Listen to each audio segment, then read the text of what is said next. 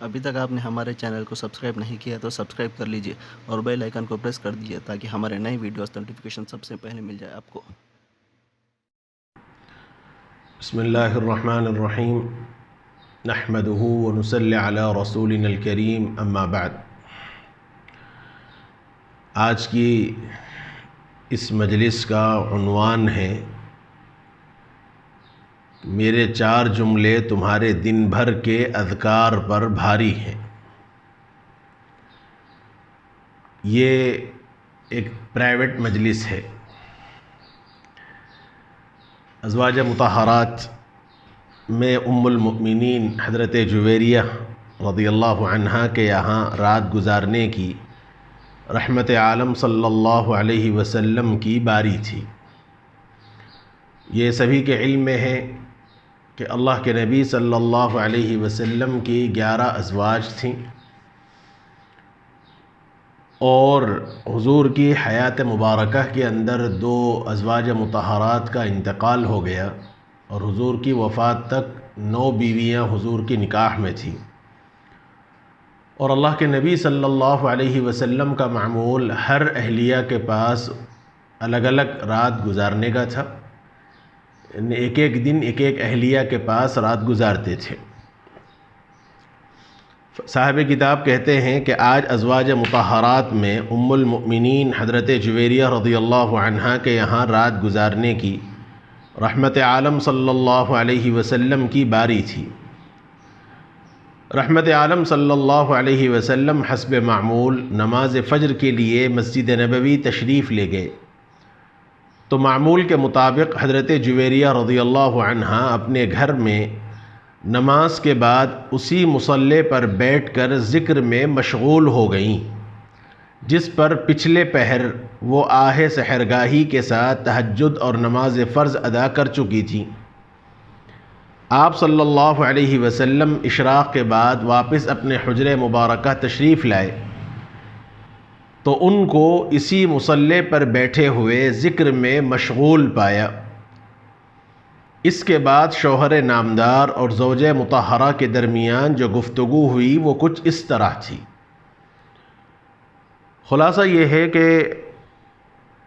ازواج مطہرات اللہ کے نبی صلی اللہ علیہ وسلم کے ساتھ تہجد وغیرہ کی عبادت فرمایا کرتی تھیں، اور جب حضرت بلال رضی اللہ عنہ حضور کو آواز دیتے، حضور سنت فجر کی گھر ہی میں پڑھتے، اور اس کے بعد حضرت بلال رضی اللہ عنہ جب آواز دیتے اور حضور جب نکلتے اپنے حجرے سے تو اقامت شروع ہوتی، اور قد قامت الصلاۃ تک حضور مصلی پر تشریف لاتے،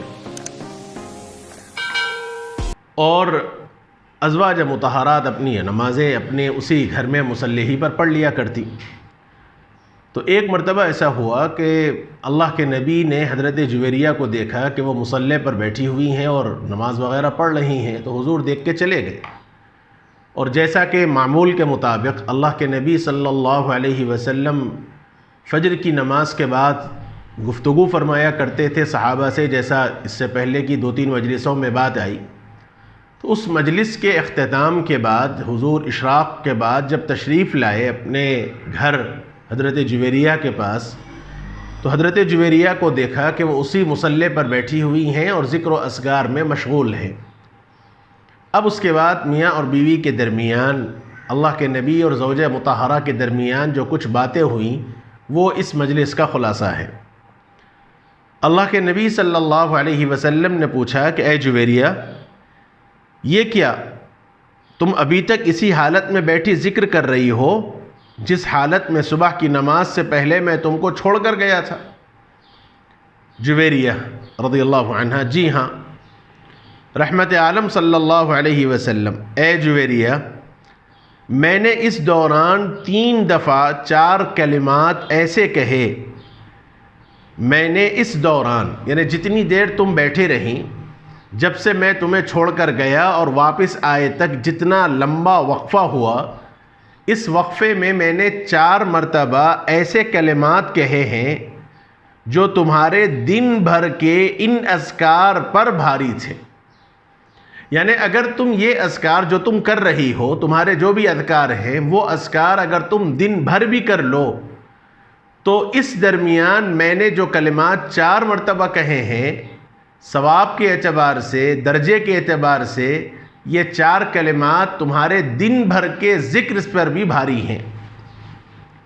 اور اس کے بعد فرمایا کہ سنو وہ یہ کلمات ہیں: سبحان اللہ و بحمدہ عدد خلقہ ورضا نفسہ وزینت عرشہ ومداد کلماتہ۔ بس اتنا ہی ہے۔ سبحان اللہ و بحمدہ عدد خلقہ ورضا نفسہ وزینت عرشہ ومداد کلماتہ۔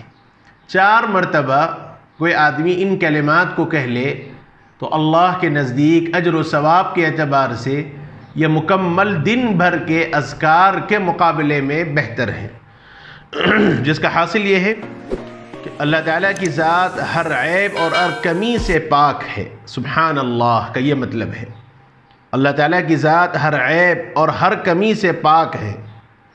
وبحمدہ، اور اسی کے لیے تمام تر تعریفیں ہیں۔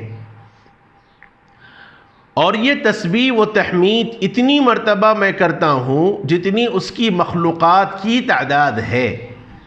عدد خلقہ، یعنی سبحان اللہ کے لفظ کے ذریعے بندے نے اللہ کی تسبیح اور تحمید بیان کی۔ کتنی؟ عدد خلقہ، اتنی تعداد میں جتنی اس کی مخلوق کی تعداد ہے۔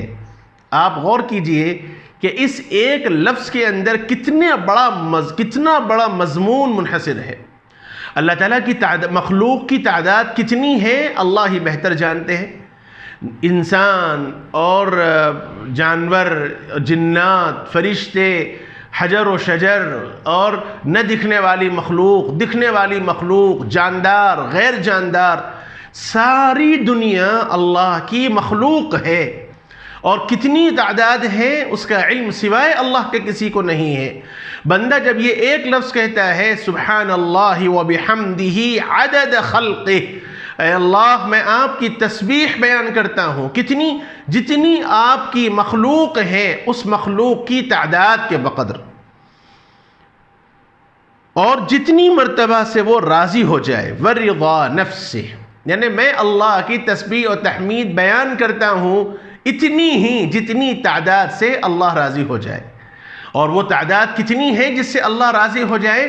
سوائے اللہ کے کسی کو علم نہیں ہے۔ یہ ایک لفظ کے اندر بندے نے اپنے اعتبار سے اللہ کی تحمید اور کبریائی کے الفاظ بیان کر دیے۔ سبحان اللہ و بحمدہ عدد خلقہ ورضا نفسہ، اتنی تعداد میں جتنی تعداد سے مولا آپ خوش ہو جائیں، اور اس کے عرش کے وزن کے برابر، اللہ کے عرش کے وزن کے برابر، وہ عرش جس پر اللہ تعالیٰ مستوی ہیں، اللہ تعالیٰ تشریف فرما ہے، اس کی کیفیت کیا ہے وہ تو اللہ ہی بہتر جانتے ہیں۔ یہ ایک ایسی چیز ہے کہ اس کا علم کسی کو نہیں ہے، اور اس کے متعلق سوالات کرنے کو بھی منع کیا گیا۔ جو چیزیں مجہول ہیں، کیوں؟ اس لیے کہ اللہ کی ذات مخلوق سے بالکل الگ ہے۔ اللہ تعالیٰ کو لیس کمثلہ شیء، اللہ کے جیسی کوئی چیز نہیں ہے۔ اللہ تعالیٰ جس عرش پر تشریف فرما ہے وہ ہمارے آپ کے بیٹھنے کی طرح نہیں ہے۔ اس کا مطلب کیا ہے، کس طرح اللہ بیٹھے ہوئے ہیں، اس کا علم اللہ ہی کو ہے۔ اس لیے امام مالک رحمۃ اللہ علیہ سے اس کے متعلق پوچھا گیا تو فرمایا کہ والکیفیت عنہا مجہولہ والسؤال عنہا بدعہ، کہ جس کی کیفیت مجہول ہے، جس کی کیفیت نہیں معلوم ہے، اس کے متعلق سوال کرنا بھی بدعت ہے۔ اس لیے اس پر زبان درازی کرنے کے بجائے کہ اللہ تعالیٰ عرش پر بیٹھے ہیں، اللہ تعالیٰ عرش پر بیٹھے ہیں، ہمارے جیسا ہم بیٹھتے ہیں ایسے ہی بیٹھے ہیں، یا اس کی کیفیت کیا ہے، اس پر کوئی بحث کی ضرورت نہیں ہے۔ یہ ایک علمی مسئلہ ہے، یہ کام علماء کا ہے، اور ایمان بس اتنا ہی لانا ہے کہ اللہ عرش پر ہے۔ اللہ تعالیٰ عرش پر کیسے ہیں اور اللہ تعالیٰ عرش پر کیسے مستوی ہیں، ہمارے آپ کے بیٹھنے کی طرح ہے یا کوئی اور اس کی شکل ہے، اس پر ہمیں بحث کرنے کی ضرورت نہیں، نہ ہم اس کے قابل ہیں، کیونکہ یہ متشابہات میں سے ہے، یہ پوشیدہ چیزوں میں سے ہے۔ اس پر ایمان لانا بس ضروری ہے، اس پر ایمان ضروری ہے کہ اللہ عرش پر مستوی ہیں، کیفیت کے متعلق سوال نہیں ہوگا۔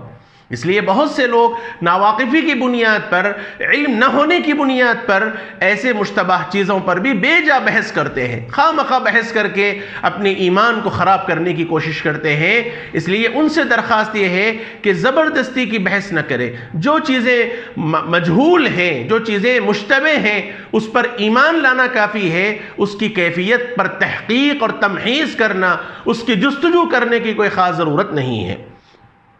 اور مخلوق میں اللہ تعالیٰ کے عرش بھی ایک مخلوق ہے، تو اس کے عرش کے وزن کے برابر، اور اللہ کے عرش کو فی الحال 4 فرشتے اٹھائے ہوئے ہیں، اور کل قیامت کے دن حدیث میں آتا ہے اس کو 8 فرشتے اٹھائیں گے۔ قرآن مجید کے اندر بھی کہا گیا، سورہ حقہ کے اندر کہا گیا 8 کہا گیا۔ اب وہ 8 فرشتے ہیں، 8 فرشتوں کی جماعت ہے، 8 صف ہے، وہ تو اللہ ہی بہتر جانے۔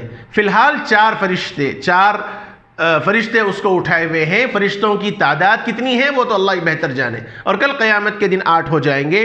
بہرحال عرش کے وزن کے برابر اللہ کی تسبیح اور تحمید بیان کرتا ہوں، اور اس کے کلمات کے لکھنے کے لیے، اللہ کے کلمات کو لکھنے کے واسطے، اللہ کے فیصلوں کو لکھنے کے واسطے، جب سے اللہ نے کائنات بنائی ہے اور جب تک یہ کائنات باقی رہے گی، اللہ کے فیصلے ہوتے رہتے ہیں دنیا کے اندر، اور سارے فیصلے اللہ تعالیٰ نے مقدرات میں، تقدیر میں لکھ رکھے ہیں۔ جیسے کہا گیا جف القلم، قلم سوکھ گئے، مقدرات اللہ نے لکھ دیے، اور ہر ایک کا فیصلہ کر دیا گیا۔ تو اللہ کے فیصلوں کو لکھنے کے واسطے قلم میں جتنی روشنائی کی ضرورت ہو سکتی ہے، اور قرآن مجید نے اس کو بیان فرمایا کہ اگر دنیا کے جتنے درخت ہیں، قُلْ لَوْ كَانَ الْبَحْرُ مِدَادًا لِكَلِمَاتِ رَبِّي لَنَفِدَ الْبَحْرُ قبل ان تنفد كلمات ربی ولو جئنا بمثله مددا۔ ایک جگہ کہا گیا ولو ان ما في الارض من شجرة اقلام والبحر يمده من بعده 7 ابحر ما نفدت كلمات اللہ۔ اگر روئے زمین پر جتنے درخت ہیں وہ سارے درخت مل کر قلم بن جائیں، ان درختوں سے قلم بنایا جائے، اور دنیا میں 7 سمندر ہیں، مشہور ہے، یہ 7 سمندر اگر سیاہی بن جائے، روشنائی بن جائے، پہلے زمانے میں، آج کل تو ہمارے پاس بال پین ہے، اور پہلے زمانے میں سیاہی میں ڈبو کر لکھنے کا معمول تھا۔ جیسے آج کل جو کاتب ہیں، خوشخط جو لوگ لکھتے ہیں، وہ آج بھی سیاہی میں قلم ڈبا کر لکھتے ہیں، اور بانس سے اس کی نوک پلک کو درست کرتے ہیں۔ تو فرمایا کہ دنیا میں جتنے درخت ہیں، اگر ان درختوں کو قلم بنا دیا جائے، اور جتنا سمندر ہے، سمندر کا جتنا پانی ہے، وہ سارا پانی مل کر اگر روشنائی بن جائے، اور اللہ کے فیصلوں کو لکھنا چاہے کوئی آدمی، فرمایا ما نفیدت کلمات اللہ، اللہ کے کلمات کو، اللہ کے فیصلوں کو لکھ نہیں سکتا، اس لیے کہ اس کے فیصلے اتنے زیادہ ہیں۔ جب بندہ یہ الفاظ کہتا ہے سبحان اللہ وبحمدہ عدد خلقہ ورضا نفسی وزینت عرشہ ومداد کلماتہ، اللہ کے فیصلوں کو لکھنے کے واسطے جتنے روشنائی کی ضرورت ہوتی ہے، ان روشنائی کے بقدر اے اللہ میں آپ کی تحمید اور تعریف اور تقدیس اور کبریائی بیان کرتا ہوں۔ آپ دیکھیے ایک بندہ کتنی دیر پورا دن بیٹھ کر بھی اگر ذکر کر لے تو یہ الفاظ کی باریکی کو نہیں پہنچ سکتا جو میرے اور آپ کے آقا سرکار دو عالم صلی اللہ علیہ وسلم نے بیان فرمائے ہیں۔ اس لیے آج کی اس مجلس کا خلاصہ یہ ہے کہ یہ لاک ڈاؤن کے موقع پر جب ہمیں بہت سا وقت دستیاب ہے، اپنا وقت ہی وقت فارغ ہے، تو ایک وقت اس کے لیے بھی متعین کیا جائے، اور یہ الفاظ کا ذکر بھی ضرور کیا جائے، جیسے اور اذکار چل رہے ہیں اور دعائیں چل رہی ہیں، یہ الفاظ بھی سبحان اللہ وبحمدہ عدد خلقہ ورضا نفسہ وزینت عرشہ ومداد کلماتہ۔ اللہ تعالیٰ اپنے کرم سے ہم سب کو عمل کی توفیق نصیب فرمائے۔ یہ روایت مسلم شریف کے اندر موجود ہے۔ وصلی اللہ وسلم وبارک علی نبینا محمد وعلی آلہ واصحابہ اجمعین۔